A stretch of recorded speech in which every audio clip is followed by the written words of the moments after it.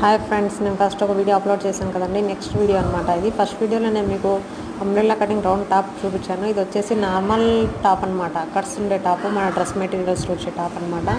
So ఆ మిగిలిన క్లాత్తో ఒక శారీలో అంబ్రెల్లా కటింగ్ డ్రెస్ ఒకటి, ఈ నార్మల్ టాప్ ఒకటి 3/4 హ్యాండ్స్ పెట్టామండి. బార్డర్ కట్ చేసేసి వెరీ బ్యూటిఫుల్. ఒక శారీలో 3 ఐటమ్స్ అయ్యాయి అనమాట. 2 టాప్స్ అండ్ ఒక చున్నీ వచ్చింది. ఇక అది వచ్చేసి పెద్దది అంబ్రెల్లా కటింగ్ టాప్ అనమాట. ఇది నార్మల్ టాప్, కట్స్ టాపు.